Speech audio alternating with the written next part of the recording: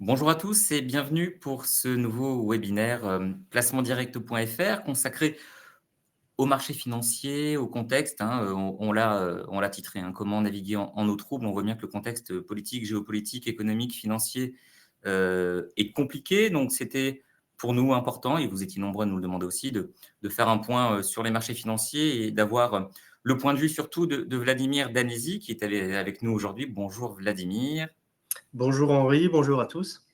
Et bienvenue, vous êtes Vladimir, directeur multigestion de Swiss Life Gestion Privée.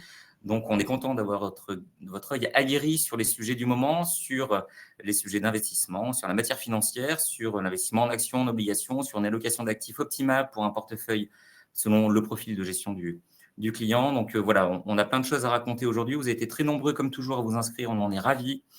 On a eu plus d'une centaine de questions posées, donc c'est vraiment exceptionnel. On a dû en sélectionner quelques-unes, donc on en a une dizaine. On essaiera de traiter un maximum de questions. N'hésitez pas à nous poser également des questions ou à nous laisser des questions en commentaire. Et puis, si on peut vous répondre, on vous répond. Ou au pire, on vous répondra dans les prochains jours. On vous passera un coup de téléphone ou on vous fera un petit mail pour échanger avec vous. Voilà, allez, je me permets de débuter comme d'habitude. Vous savez, vous avez l'habitude maintenant de nos webinaires. Nous sommes ensemble pendant 40-45 minutes et nous allons avoir deux parties dans cette présentation. Une partie avec quelques slides pour vous présenter un peu le contexte, surtout Vladimir qui va vous présenter un peu son analyse du marché, le positionnement de la société de gestion sur les différentes classes d'actifs actuellement. Et puis, une deuxième partie sur les questions-réponses. Donc, on s'est partagé un peu la thématique avec Vladimir. Donc, moitié-moitié, 40-45 minutes, un petit peu un format habituel. Allez, donc je débute par une slide que vous connaissez tous. Vous avez l'habitude de la voir puisque c'est la période où on va commencer tous à penser et à réfléchir au rendement du fonds en euros. Donc, l'actif sécurisé par excellence de l'assurance vie, garantie en capital à tout moment. Sur cette slide, vous avez l'historique de rendement du fonds en euros depuis 2010. Ce sont ça des données France Assureur ou l'ACPR, le régulateur de l'assurance.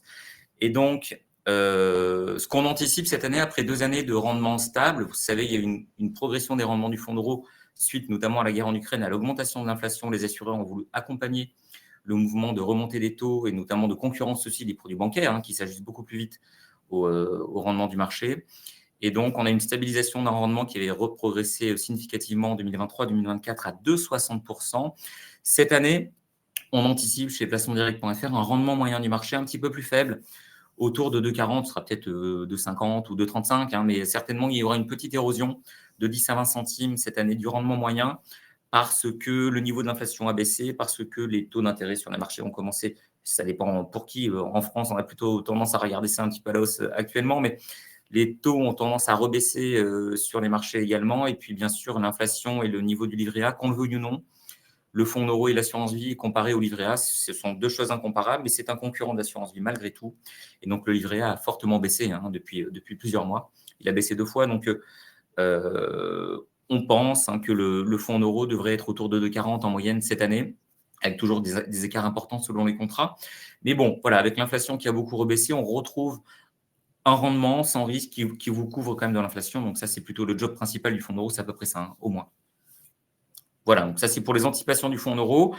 Une petite baisse. Après, quand vous avez un horizon d'investissement long et un profil de risque qui le permet, vous avez normalement dans votre allocation d'actifs et au sein d'un contrat d'assurance vie multi-support, une allocation diversifiée entre votre colonne vertébrale du fonds euro garantie en capital à tout moment et des supports en unité de compte non garantis, mais potentiellement plus performants. Que ce soit des actions, des obligations, des supports immobiliers. Il y a plein de choses qui sont disponibles sur nos contrats. On a pris l'exemple ici du contrat placement direct vie, mais il y a 1300 supports quasiment référencés, y compris même des actions directes. Et donc là, en fait, vous avez deux modes de gestion. Et c'est la question toujours que vous devez vous poser. Est-ce que vous souhaitez opter pour un mode de gestion qu'on appelle allocation libre, un mode de gestion libre? Dans ce cas, c'est vous qui faites votre marché. Parmi les 1300 supports, vous allez sélectionner les supports de votre choix qui vous intéressent. Si vous n'avez pas le temps, pas l'envie, pas les connaissances, eh bien dans ce cas-là, vous allez plutôt opter pour un mode de gestion délégué. Dans ce cas-là, c'est un expert des marchés, c'est Vladimir qui va le faire pour vous, qui est là avec nous aujourd'hui, et qui va s'occuper de l'allocation financière de votre poche en unité de compte au sein de votre contrat.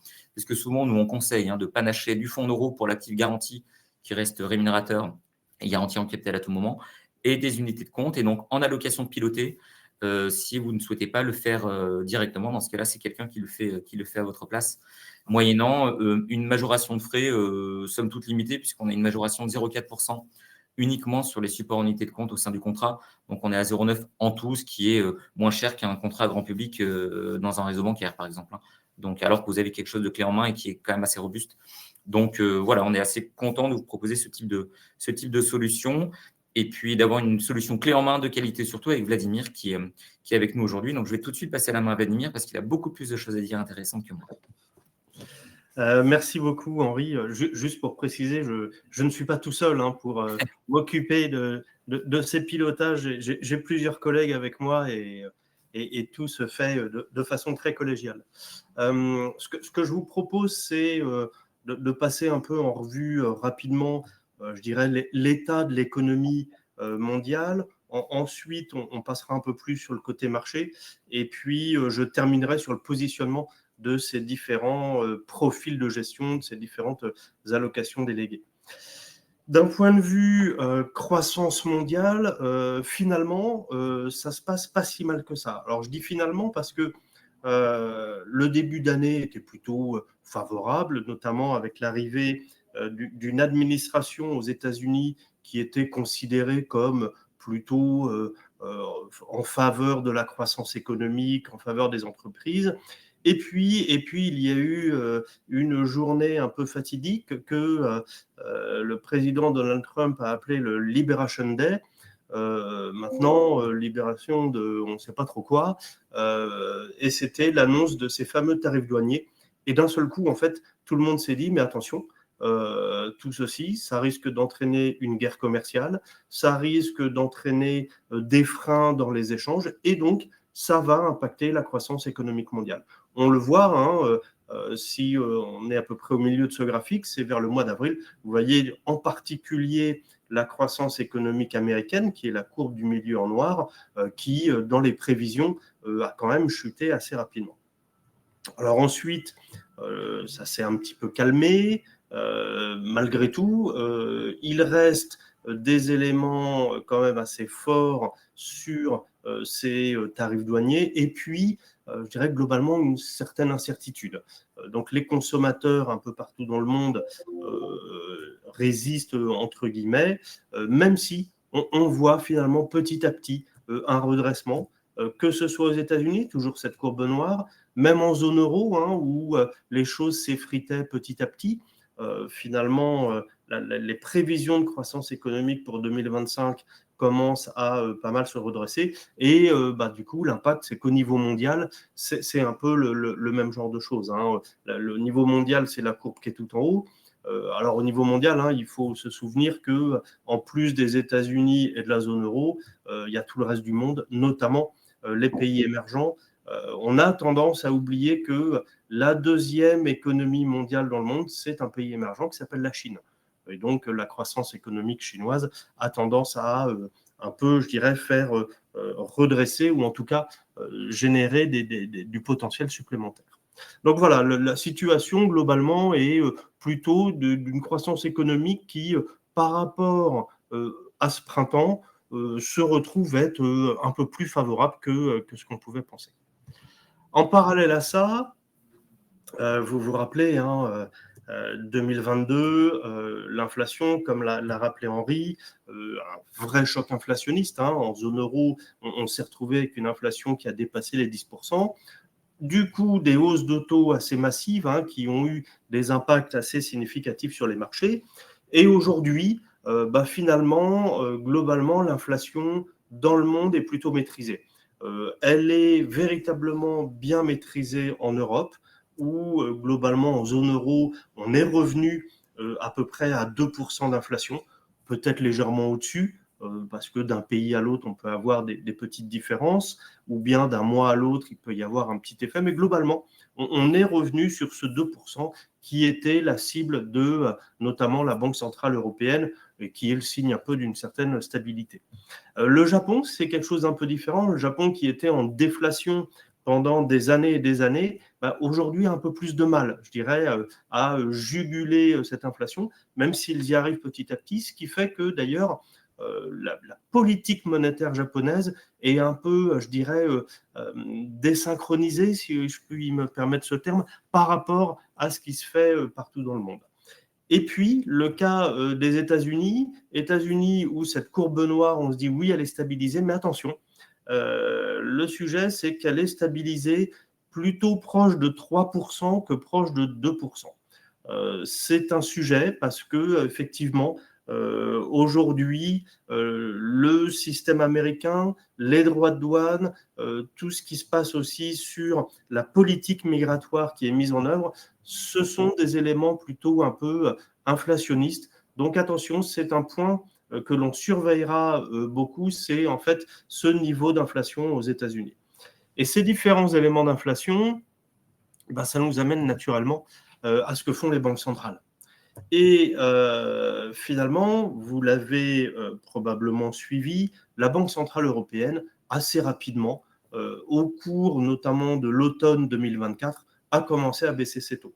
C'était même au cours de l'été 2024. Chose de façon presque surprenante, la Banque centrale européenne a commencé à baisser ses taux avant la Réserve fédérale américaine, ce qui n'était pas arrivé depuis très très longtemps que la Banque centrale européenne agisse avant la Banque centrale américaine.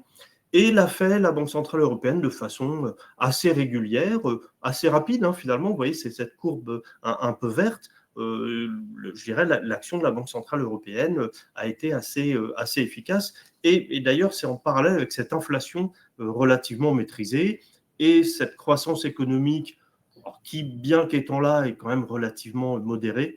Ça permet un peu de relancer tout ça. Et on voit bien, avec la courbe noire, que côté américain, la situation était différente. Une inflation moins maîtrisée, ou en tout cas qui a plus de mal à revenir vers sa cible standard, et simultanément une croissance économique qui n'était pas si mauvaise que ça. Alors ce qui s'est passé, c'est qu'au cours de l'été, on a commencé à avoir un peu de dégradation du marché de l'emploi aux États-Unis. C'est-à-dire que le taux de chômage a monté un petit peu, il y avait moins d'embauches aux États-Unis, ce qui a fait qu'en septembre, la Réserve fédérale américaine a baissé ses taux une première fois. Ça faisait 9 mois que celle-ci n'avait pas touché à ses taux depuis la fin de l'année dernière. Donc ça faisait quand même une période assez longue. Aujourd'hui, il semblerait que la Banque centrale américaine entame en fait un nouveau cycle de baisse de taux, là où en revanche, la Banque centrale européenne très probablement a fini ou presque son cycle de baisse de taux. On voit aujourd'hui un écart assez substantiel. Donc voilà, globalement, je dirais, l'image économique que l'on peut faire ressortir. Une croissance qui se porte pas si mal, une inflation qui est maîtrisée, mais attention, quelques sujets d'attention malgré tout, et des banques centrales qui n'ont pas agi de façon vraiment complètement coordonnée comme elles pouvaient le faire auparavant. Et du coup, aujourd'hui, je dirais des perspectives sur les évolutions de taux qui peuvent être un peu différentes. Alors, l'impact de tout ça sur les marchés actions, c'est que sur cette année, on a eu des choses assez dispersées, comme l'indique le titre, et notamment assez dispersées à cause d'un phénomène qui est l'évolution du dollar par rapport à l'euro. Ça a eu un impact très important parce que vous le voyez encore une fois en noir sur ce graphique, le marché action américain, finalement, depuis le début de l'année, progresse quasiment pas, c'est assez peu comme variation, mais pour autant, si vous écoutez BFM ou vous regardez différents médias, on vous indique un marché américain qui est en progression de l'ordre de quasiment 15% depuis le début de l'année. C'est vrai en dollars. Maintenant, pour un investisseur euro qui du coup est impacté par l'évolution du dollar, tout ceci est annulé par la baisse du dollar sur cette période. Le dollar a baissé à peu près 13-14% depuis le début de l'année. Donc, vous voyez, l'impact est quand même assez fort. Et du coup, là où on aurait potentiellement un marché américain qui serait à peu près au même niveau en termes de performance depuis le début de l'année qu'un marché action de la zone euro, on est pour l'instant en dessous. C'est un phénomène qui est uniquement lié au dollar. Maintenant, je dirais que Sur ce point-là particulier, et je pourrais éventuellement y revenir, parce que j'ai vu passer, je crois, 1 ou 2 questions sur ce thème, mais globalement, l'idée, c'est que nous pensons que la baisse du dollar est majoritairement, ça ne veut pas dire intégralement, mais majoritairement plutôt derrière nous que devant nous. Et que donc, on devrait, je dirais, ne plus avoir cet impact dans les périodes à venir. À noter, au milieu de tout ceci, vous voyez la courbe verte un peu foncée qui monte vers la fin, c'est le marché action chinois. Marché action chinois qui, après un début d'année un peu difficile, s'est fortement redressé et affiche une jolie performance depuis le début de l'année. Sur les marchés obligataires, qui sont une composante potentiellement importante des profils, notamment des profils, je dirais, les moins dynamiques, les moins risqués, on a des choses qui sont là aussi assez dispersées, qui globalement progressent tous, mais vous voyez que finalement, les obligations souveraines, c'est la courbe vert pomme, je ne sais pas trop comment la qualifier, c'est celle qui finit le plus en bas. Donc les obligations d'État de la zone euro fournissent finalement une performance qui est très modeste, avec des évolutions de taux qui peuvent être parfois un peu délicates. Alors, on connaît en France, avec les différents problèmes, notamment budgétaires, politiques, et du coup l'impact d'agences de notation qui ont dégradé la note de la France, mais même globalement, je dirais, la zone euro est un peu sous tension sur la partie dette, et ça se retrouve donc sur cette courbe des obligations qui, à la fin, ne fournissent pas de performance. En revanche, toutes les obligations d'entreprise et même les obligations d'entreprise qu'on va qualifier parmi les plus risquées affichent d'assez belles performances depuis le début de l'année. On a ce qu'on appelle un phénomène de portage, c'est-à-dire qu'une entreprise qui fournit un taux d'intérêt de l'ordre de 5%, si elle ne fait pas défaut, à la fin, on a bien ce 5% sur l'année. Et c'est le genre de phénomène que l'on retrouve puisque globalement, on a en Europe en tout cas, des taux de défaut qui restent bien maîtrisés au niveau des entreprises et donc des marchés obligataires d'entreprises qui se portent plutôt bien. Voilà, j'ai fini ma revue sur la partie économique et marché et maintenant je vais aborder d'un peu plus précisément ce que l'on fait sur les différents profils et surtout le positionnement actuel. Alors, je vais commencer par le positionnement action de Force 6. Ce que je vais faire là, ce que je vous propose, c'est de regarder les actions à travers le profil Force 6 et on regardera les obligations à travers le profil Force 4. Donc, sur Force 6, nous avons aujourd'hui une exposition action qui est de l'ordre de 78%. Donc, vous voyez, on est sur un niveau quand même assez dynamique. Au sein de ces actions, vous retrouvez 55% de cette poche action investie sur le marché américain, à peu près 18-19% sur l'Europe. Ce qui est notable et qu'il faut bien remarquer ici dans ce graphique, c'est la position assez fortement investie, ou en tout cas par rapport à la concurrence, que l'on peut avoir sur l'Asie hors Japon et les marchés émergents. Si l'on cumule l'ensemble Asie hors Japon et marchés émergents, on est à peu près à 20%, ce qui nous fait une exposition sur, de façon générale, des économies dynamiques et émergentes équivalente à l'exposition qu'on peut avoir sur l'Europe. C'est une spécificité de nos portefeuilles. Nous aimons bien ces zones pour des questions notamment de croissance et d'innovation que l'on peut retrouver de ce côté-là. D'un point de vue sectoriel, la technologie est un élément qui reste important, puisque c'est là où nous estimons que nous trouvons aussi les plus forts développements, la croissance et les entreprises qui sont le plus à même de générer des bénéfices assez significatifs. Maintenant, de façon assez récente, il y a une barre qui est remontée un peu dans le classement. Je l'évoquerai un peu de temps après à travers certains mouvements qu'on a pu faire. C'est la partie matières premières. Donc vous verrez tout à l'heure qu'on a investi un peu sur quelques matières premières au cours du trimestre et je vous préciserai un peu la façon dont on a pu le faire. Sur la partie obligataire, donc à travers Force 4, vous l'avez vu, et vous ne serez pas étonné, finalement, les obligations souveraines affichent des performances qui ne sont pas très attractives. on n'a pas véritablement aujourd'hui de perspective très favorable sur les obligations d'État qui, au mieux, fourniront une performance équivalente à, je dirais, leur coupon, c'est-à-dire sur, par exemple, si on prend le cas allemand, on est sur du 3%, c'est pas très attractif, je dirais, c'est un niveau qui est relativement modéré. Nous préférons les obligations d'entreprise de façon assez significative, hein, vous le voyez sur ce graphique en haut à gauche, les obligations d'entreprise représentent l'essentiel de ce que l'on a en portefeuille. En revanche, ce que l'on n'aime pas, c'est prendre un risque sur trop long terme sur ces obligations d'entreprise, parce que si jamais on a des variations de taux importantes ou s'il y a des défauts qui commencent à apparaître, ça peut être problématique. Donc, nous préférons les obligations d'entreprise qu'on va qualifier de court terme. Et c'est pour ça, vous voyez, en fait, les deux plus grosses barres sont le 0,1 an et le 1,3 ans. Donc, nous allons vraiment chercher les obligations d'entreprise avec des maturités relativement courtes afin de se protéger contre plusieurs risques que l'on pourrait voir apparaître, soit de hausse de taux, soit de défaut d'entreprise. Et vous voyez enfin, sur Force 4, sur cet exemple, nous avons globalement plus de la moitié sur des entreprises de bonne qualité et quand même une présence assez significative aussi, hein, d'entreprises de dette dite spéculative. Là aussi, quand on est sur des maturités assez courtes, il ne faut pas avoir trop peur du côté spéculatif, parce qu'encore une fois, le défaut, je dirais, si on prend une entreprise, quelle qu'elle soit, hein, globalement, si on est sur une obligation dont l'échéance est dans l'année qui vient, normalement, on peut suffisamment bien anticiper les problèmes qui pourraient apparaître pour éviter les défauts sur ces entreprises-là.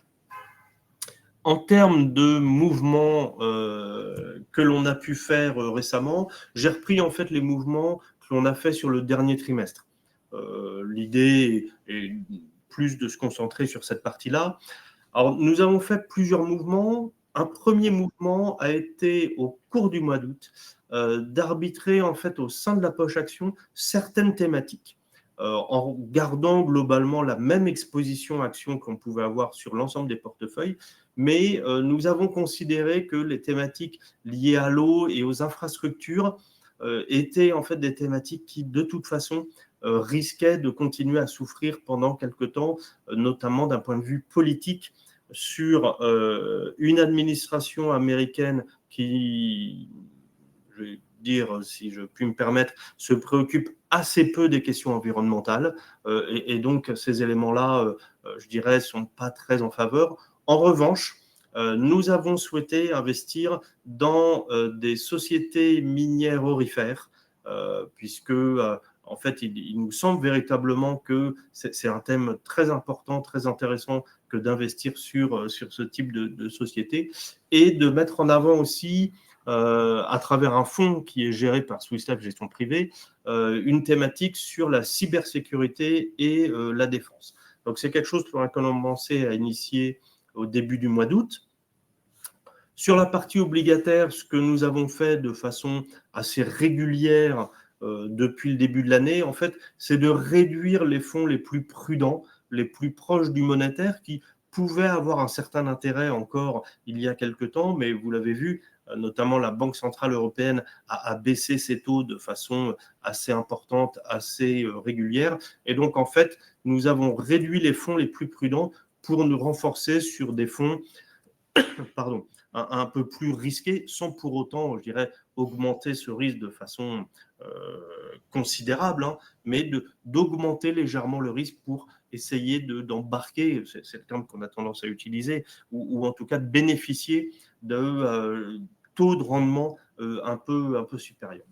Début septembre, ce que nous avons fait, en fait, on l'a continué dans la logique du mois d'août en renforçant encore ces parties cybersécurité et défense d'un côté et société minière aurifère de l'autre côté. Et là aussi, hein, on l'a fait encore une fois en réduisant la partie environnement et biodiversité. Si j'osais, je dirais bien malheureusement, parce que ce sont des thématiques qui, sur le long terme, nous semblent garder beaucoup d'intérêt, mais je dirais à plus court terme, qui peuvent être un peu plus challengés que ne le serait la cybersécurité, la défense et les mines d'or. Voilà, je crois que j'ai fini mon tour d'horizon sur macro, marché et gestion. Et il me semble, Henri, que nous Que je avons... reprends la main, absolument. Merci Vladimir, merci beaucoup, c'était très clair. Je reprends la main enfin, pour présenter une slide qui concerne encore largement Vladimir, puisque ce sont les performances. Les performances sur le contrat placement direct vie des profils. Hein, donc, vous savez que sur les allocations pilotées par Vladimir et collégialement par également les équipes avec Vladimir, il y a différentes forces, hein, de la plus prudente à la plus dynamique, donc force 1 à force 6. Nous vous avons présenté ici les performances à l'heure historique depuis 2015 et cette année, on s'est arrêté à fin septembre 2025. Sur ces 6 profils, ce sont les performances 100% unité de compte. Ce qu'il faut bien avoir en tête, vous aurez rarement cette performance-là sur votre contrat puisque souvent, hein, dans votre contrat, vous allez mixer du fonds en euros garanti en capital avec une allocation pilotée, généralement force 4, 5 ou 6, parce que nous, on est plutôt sur des forces un petit peu élevées pour mixer ça avec le fonds en euros, parce qu'on estime que le fonds en euros joue bien son rôle comme actif de sécurité chez placementdirect.fr. Donc, on a tendance à vous inciter à mixer fonds en euros avec une force 4, 5 ou 6. Et donc là, vous avez les performances à 100% unité de compte, net de tout frais. C'est-à-dire qu'on est là net de frais de gestion financière, bien sûr, des supports utilisés dans les allocations, net de frais de gestion du contrat et des frais de mandat. Donc, on est net de tout. Et vous voyez qu'on a des performances sur les 3 premiers trimestres de l'année qui vont de un petit peu moins de 3% sur la force 1 à un peu plus de 4% sur les forces 5 et 6. Donc, ce sont des performances en ligne avec des marchés très dispersés. On est plutôt assez serein de vous présenter ces performances-là parce que malgré tout, ça apporte un petit dynamisme de performance par rapport à un fonds d'euros qui fera, je le rappelle, hein, autour de 2,40 cette année en moyenne, hein, c'est ce que l'on estime. Donc, voilà les performances. Bien sûr, c'est toujours sur le long terme hein, qu'il faut regarder les performances de vos allocations en unité de compte, puisque vous êtes sur un horizon de 5 à 8 ans minimum. Hein, l'assurance vie, même la maturité fiscale du placement, c'est 8 ans. Hein, donc, c'est comme ça qu'il faut le regarder. Donc, c'est sur des horizons très longs. Et on voit que sur des horizons très longs, ça marche très bien. Il y a souvent une année qui est délicate. Hein. Bien sûr, c'était 2022, l'année horrible. Si on a vu une baisse à la fois des marchés obligataires et des marchés actions dans des proportions importantes suite à la guerre en Ukraine. Mais d'une façon générale, à long terme, les unités de compte font très bien le travail, à condition bien sûr de maîtriser les frais du contrat, puisque moins de frais, on ne le répétera jamais assez hein, chez le placement direct, moins de frais, c'est plus de performance pour votre épargne au bout du bout. Hein. Donc ça marche toujours. Voilà pour les performances. Et puis maintenant, peut-être Vladimir, on va passer aux questions-réponses. C'est le moment. Allons-y. C'est le moment pour les questions-réponses. Alors, une question de Nicolas, c'est Vladimir qui débute et qui vous demande s'il faut privilégier les marchés américains en 2026. Alors, privilégié, nous, vous l'avez vu, hein, notamment sur la poche action de Force 6, le marché action américain représente environ 55% des investissements en actions de Force 6. Donc, d'une certaine façon, nous privilégions effectivement le marché américain. Maintenant, il faut peut-être faire un petit parallèle. Dans un indice action mondial classique, alors, il y en a un qui est très connu, qui s'appelle le MSCI World, toujours un terme avec beaucoup d'anglicisme, mais globalement, si on reprend les capitalisations boursières mondiales, les États-Unis, c'est 70 à 75% de la capitalisation boursière mondiale. Donc, avec 55%, on privilégie, mais avec, je dirais, un petit peu de prudence. Maintenant, ceci dit, ça reste le marché leader, hein, comme je l'ai évoqué. L'économie américaine, on l'a vu au tout début, est relativement résiliente, hein, ça se passe plutôt bien. Et la Réserve fédérale américaine vient d'entamer un nouveau cycle plutôt de baisse de taux, après 9 mois d'interruption. Alors, cette année, le marché américain fonctionne moins bien à cause du dollar pour un investisseur euro. Maintenant, cette baisse du dollar va aussi être bénéfique pour les entreprises américaines, puisqu'une entreprise américaine qui, par exemple, a de l'activité en zone euro, finalement va rapatrier des bénéfices supérieurs suite à cet effet de devise. Donc, globalement, les entreprises américaines devraient bénéficier de cet effet dollar. Donc, je dirais oui, continuer à avoir du marché américain, ça nous semble être intéressant. Ce que l'on aime bien, hein, je veux bien le préciser, au sein du marché américain, ce sont notamment les moyennes capitalisations boursières. Parce que si les très très grosses capitalisations, celles qui sont très connues, ont des niveaux de valorisation qui peuvent inquiéter certaines personnes, hein, ou en tout cas qui peuvent être un peu élevés, c'est beaucoup moins le cas des moyennes capitalisations américaines. Donc, nous avons des positions assez significatives sur les moyennes capitalisations américaines et c'est quelque chose qui nous semble être intéressant d'avoir en portefeuille. Très bien, merci Vladimir. Une question de Bernard, une question à laquelle je vais répondre, qui demande si entre deux résidences principales, il est pertinent d'investir sur un contrat d'assurance vie. Alors, Bernard, effectivement, de prime abord, on aurait tendance à répondre non, puisque l'assurance vie, c'est un investissement de long terme.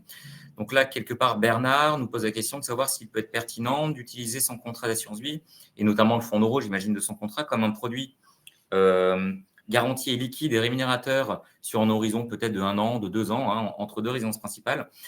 La réponse peut être oui, à condition bien sûr que le contrat d'assurance vie ne retienne aucun frais sur les versements, puisque si vous avez payé 2, 3 ou 4% sur votre investissement, comme ça peut se pratiquer dans certains réseaux de distribution, ça ne sera absolument pas rentable. Dans ce cas-là, il faut surtout privilégier un produit bancaire, un livret ou un compte à terme, quelque chose comme ça, sur des maturités courtes qui rémunéreront un petit peu votre épargne, qui seront disponibles et garanties à tout moment et qui n'auront pas de frais à l'entrée. L'assurance vie sans frais d'entrée sur le fonds euro, puisque derrière, votre horizon d'investissement sera soit court, soit inconnu, de toute façon. Donc, il ne faut pas aller sur des produits risqués. Et pour aller espérer toucher peut-être un rendement de 2,5 cette année, et on ne sait pas l'année prochaine, mais dans ces eaux-là, avec plus ou moins 20 centimes certainement de rendement, ça peut être intéressant sur un contrat sans frais d'entrée, sinon produit bancaire, livret, compte à terme. Voilà Bernard. Une question de Jacques qui demande à Vladimir, une question pas facile sur les parités euro-dollar, ça a beaucoup bougé. Hein. Oui, ça a beaucoup bougé. En fait, les parités de l'échange, de façon générale, c'est probablement l'une des choses les plus difficiles à anticiper. Parce qu'il y a beaucoup d'éléments politiques, beaucoup de choses qui interviennent dessus. Maintenant, ceci étant dit, d'un côté, vous avez une administration Trump qui est plutôt favorable à une baisse du dollar. Vous avez en même temps une réserve fédérale américaine qui rentre dans un nouveau cycle de baisse de taux. Donc ça aussi, c'est plutôt du côté de la baisse du dollar. Maintenant, il faut garder en tête le niveau actuel du dollar, c'est à peu près le niveau moyen historique entre l'euro et le dollar. C'est aussi à quelque chose près le niveau auquel a été créé l'euro il y a maintenant un peu plus de 25 ans. Donc globalement, on n'est pas non plus dans une zone particulièrement sensible, soit d'un dollar trop fort, soit d'un dollar particulièrement faible. Ce qu'il faut aussi avoir en tête, c'est que la baisse du dollar est plutôt favorable au marché actions américain. Et donc, tout ceci combiné fait que, alors c'est difficile hein, de donner une idée de la parité en elle-même, mais c'est quelque chose finalement dont on essaie de ne pas trop se préoccuper, parce que sur la durée, sur long terme, je vous l'ai dit, hein, on est à peu près au niveau de la moyenne, on est à peu près au niveau de la création de l'euro, et bien sur long terme, finalement, il y a un impact assez faible de la variation de change sur un investissement qu'on pourrait avoir en action sur le marché américain. Merci Vladimir. Alors, une question de Fabien qui demande s'il est encore temps, si on peut encore s'intéresser aux fonds obligataires datés, et si oui, sur quelle échéance. Alors, c'est vrai que les fonds obligataires datés, on en a beaucoup parlé, notamment il y a 2 ou 3 ans chez placementdirect.fr. On a même fait un webinaire consacré aux fonds datés. On était assez confortable de vous proposer, de vous présenter ce type de solutions d'investissement qui ont porté leurs fruits d'ailleurs depuis 2 ou 3 ans, qui ont plutôt très bien fonctionné. Aujourd'hui, c'est vrai qu'on est beaucoup moins confortable, beaucoup moins à l'aise pour vous dire, quitte à diversifier votre contrat sur une partie obligataire, regardez ce type de support. parce qu'on estime que les conditions sont beaucoup plus compliquées aujourd'hui, que la visibilité est beaucoup moins forte, et encore plus si vous allez sur des échéances un petit peu lointaines. Donc, on aurait tendance à vous dire d'être relativement prudent sur les fonds obligataires datés, et que peut-être que ce sera de nouveau très intéressant dans quelques temps, mais en ce moment, on est un petit peu moins, comment dirais-je, on est un petit peu moins pushy sur ce type de support. On aurait tendance à vous dire de rester peut-être attentiste à d'autres opportunités qui pourraient intervenir dans les prochains mois, mais peut-être pas tout de suite. Voilà, Fabien. Alors, Vladimir, une question de Sébastien. Là aussi, une question d'actualité. On bat des records de jour en jour sur l'or. Est-ce qu'il faut se laisser tenter sur l'or ou pas? Alors, j'ai dû l'indiquer dans les mouvements tout à l'heure, si je ne l'ai pas oublié, mais il ne me semble pas. Nous, ce que nous privilégions, ce sont les sociétés aurifères, c'est-à-dire les sociétés, grosso modo, qui exploitent des mines d'or. La raison pour laquelle nous privilégions ce type d'investissement pour avoir, je dirais, une exposition sur l'or, c'est que, en moyenne, les sociétés aurifères dans le monde ont un prix de production de l'once d'or qui est aux alentours de 1 500 $. Quand vous avez en même temps cette même société qui peut revendre son once d'or à 4 000 $ et même aujourd'hui plus, ça veut dire que les sociétés ont une marge brute qui est de l'ordre de 2 500 $ par once d'or, ce qui est considérable. Donc en fait, si l'or continue à monter, ces sociétés-là vont continuer à bénéficier, à avoir leur marge brute augmenter à la même vitesse que la hausse de l'or. Mais surtout, à contrario, si l'or baisse, elles ont un petit matelas, si j'ose dire, de sécurité compte tenu de leur prix de production. L'autre élément, à côté de ça, c'est qu'il faut garder en tête que la seule façon de gagner de l'argent avec l'or, c'est que le prix de l'or monte. C'est-à-dire qu'il n'y a aucun dividende, il n'y a pas de coupon, il n'y a rien du tout à travers l'or. Une société aurifère verse des dividendes, réinvestit une partie de ses profits, ainsi de suite. Et tout ça donne un côté rendement complémentaire, je dirais, à ces sociétés. Donc, se laisser tenter par l'or, oui, nous le faisons, mais à travers les sociétés aurifères. Et c'est quelque chose que vous retrouvez donc dans les différents profils de gestion, en particulier dans les plus dynamiques. Très bien, merci Vladimir. Alors Patrick qui nous demande s'il est plutôt intéressant d'investir dans des fonds monétaires plutôt qu'un fonds en euros. Alors là, on l'a bien vu tout à l'heure avec Vladimir qui montrait l'évolution, notamment des taux courts en Europe et dans le monde. Mais les fonds monétaires, il y a encore 1 ou 2 ans, pouvaient rapporter entre 3 et 4% par an net de frais. Aujourd'hui, ce n'est plus le cas. On sera peut-être autour de 2% cette année et à moins de 2% probablement rapidement. Donc, on a tendance à vous dire que c'est de moins en moins intéressant d'aller sur des fonds monétaires. Quelque part, le seul mouvement qui pourrait être intéressant, c'est de se dire j'ai besoin d'avoir un complément d'unité de compte, pourquoi pas, pour aller chercher un bonus de rendement sur le fonds d'euro, puisque vous savez, il y a beaucoup de contrats qui proposent des bonus de rendement selon la quote-part UC du contrat, la quote-part en unité de compte à 30 ou 40%.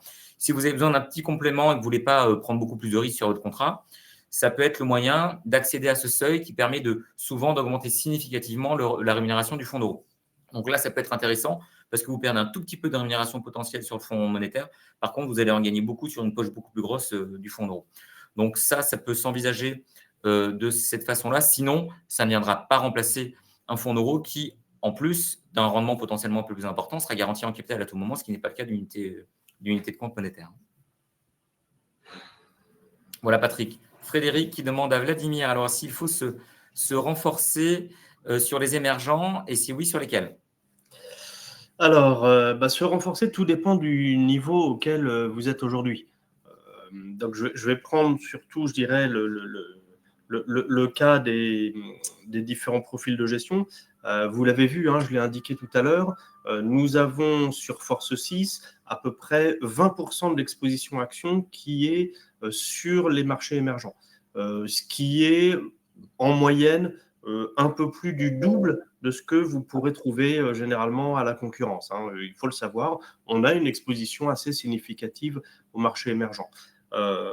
C'est, je dirais, quelque chose où nous estimons notamment que ces pays-là, ces marchés-là devraient globalement bénéficier aussi de la baisse du dollar que l'on a évoquée tout à l'heure. Si oui, lesquels? Je dirais qu'il faut parfois faire un peu simple. Si on veut regarder les marchés émergents de façon un peu plus granulaire par pays, nous, il y a 2 pays qui nous semblent être intéressants sur les marchés émergents. La Chine, d'un côté. Alors, la Chine, pourquoi? Première raison, c'est qu'en fait, le marché action chinois n'est pas du tout représentatif du poids économique de la Chine.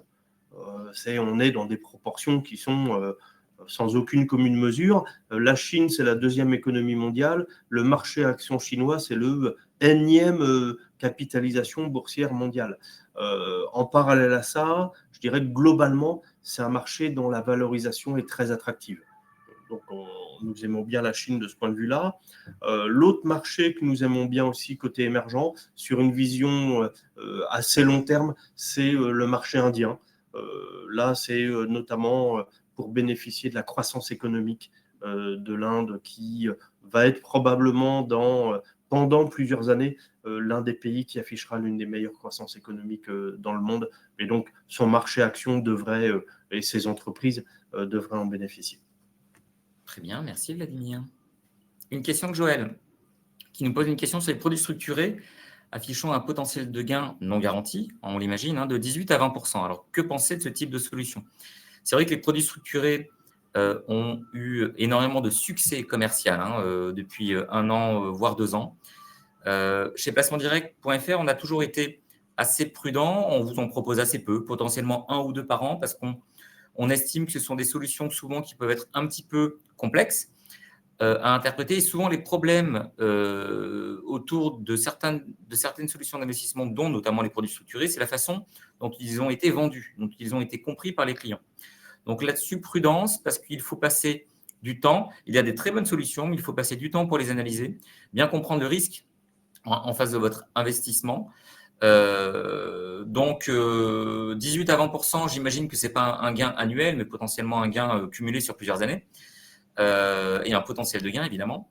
Donc, il faut bien comprendre la nature du produit, la composition du produit, les indices sous-jacents, les barrières désactivantes, les choses comme ça qui peuvent exister. Il y a tout un jargon un petit peu technique à maîtriser. Ça peut être, pourquoi pas intéressant, mais à condition de bien l'avoir compris. Chez placementdirect.fr, voilà, on en pousse potentiellement 1 ou 2 par an quand on estime que les conditions de marché le permettent et sont plutôt pertinentes pour le client, que la structure de frais aussi est raisonnable, parce que ça peut être parfois des produits très chargés en frais. Donc voilà, mais à regarder dans le détail, là, on n'a pas assez d'informations pour vraiment vous donner un avis tranché. Il y a plein de paramètres à regarder dont j'ai pu vous toucher quelques mots à l'instant. Voilà. Alors, Vladimir Guilaine qui vous demande s'il est encore pertinent de s'exposer au secteur de la défense ou est-ce que c'est trop tard? Parce qu'on en a beaucoup parlé de la défense, effectivement. Oui. Alors, nous, ce que nous pensons, c'est que c'est véritablement une thématique de long terme, la défense. Alors, c'est une thématique de long terme pour plusieurs raisons. C'est que le contexte géopolitique, de toute façon, est toujours tendu.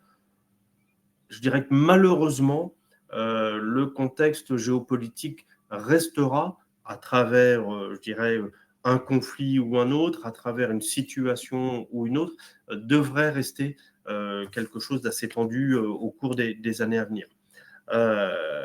Parallèlement à ça, notamment au niveau des pays membres de l'OTAN, mais pas que, vous voyez en fait des prévisions de dépenses dans le secteur de la défense au sens large qui sont tout de même assez conséquentes. Donc ce sont des choses là aussi qui prennent beaucoup de temps à être mises en place et qui devraient bénéficier à ce secteur. Maintenant, derrière le secteur de la défense, il faut avoir en tête que nous avons une vision assez large de secteur. C'est la défense au sens un peu, je dirais, basique du terme, si j'ose dire, armement, mais notamment les conflits étant aujourd'hui très hybrides, on le voit en fait, la Russie intervient aussi beaucoup à travers du piratage informatique. Et donc, il nous semble que la cybersécurité est quelque chose à mettre en parallèle avec la défense. Donc, ce sont des thèmes qui sont assez présents là aussi dans les profils, notamment, hein, je l'ai évoqué, à travers un fonds qui est géré par Swiss Life Gestion Privée, que nous avons lancé au cours de cet été et spécialisé sur ces deux thématiques, cybersécurité et défense, au niveau mondial. Et il nous semble effectivement que non, ce n'est pas trop tard. Il y a encore probablement beaucoup de choses à venir. En revanche, ce que nous estimons, c'est qu'il faut le faire à travers une gestion active, non pas à travers un ETF ou un tracker, parce que certaines sociétés tireront leur épingle du jeu, d'autres peut-être moins. Et il faut être capable d'allouer sur une thématique défense, ou une autre, et cybersécurité et défense. Très bien. Donc voilà ce que je peux répondre à ce propos. À Guylaine. Merci Vladimir. Alors Nicolas qui nous demande quelles sont les alternatives au fonds en euros de l'assurance vie pour des placements peu risqués. Eh bien, dans l'assurance vie, il n'y a pas vraiment d'alternative au fonds en euros, de toute façon, puisque le fonds en euros, on ne le répétera jamais assez, c'est un support d'investissement garanti en capital à tout instant et qui offre malgré tout une rémunération compétitive, autour de 2,40 cette année certainement, et historiquement très compétitive également. Donc, dans l'assurance vie, dès que vous allez sur un support unité de compte, de toute façon, il y a un risque de perte en capital. Le fonds en euros est garanti en capital à tout moment. Et donc, ça, c'est très, très favorable à ce support d'investissement. Sinon, il faut sortir du cadre de l'assurance vie, on en parlait un petit peu tout à l'heure, vers des produits bancaires garantis, bien sûr les livrets réglementés, mais des produits bancaires comme des livrets bancaires. Il y a souvent des livrets à taux boosté, on en a fait par le passé. Et on en fera certainement encore demain chez placementdirect.fr avec des livrets à taux boosté sur quelques mois. Vous avez également des comptes à terme qui permettent de verrouiller un rendement.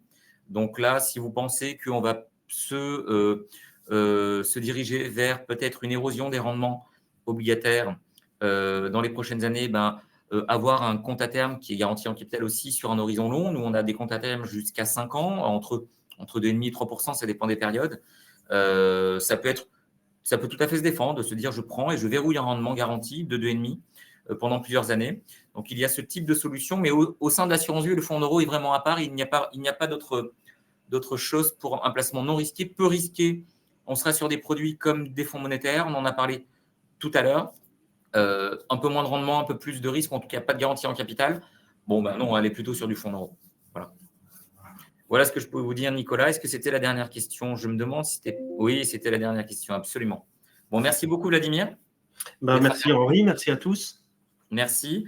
Et puis, merci à vous tous de nous avoir suivis cette fois encore pour ce webinaire marché financier dans une période, on sait, chahutée.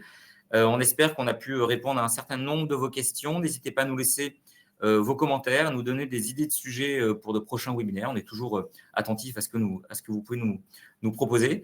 Et puis, vous pourrez retrouver également ce webinaire en replay. Et je vous dis à très bientôt. Et merci encore, Vladimir. À bientôt. Merci à vous, à bientôt. Au revoir.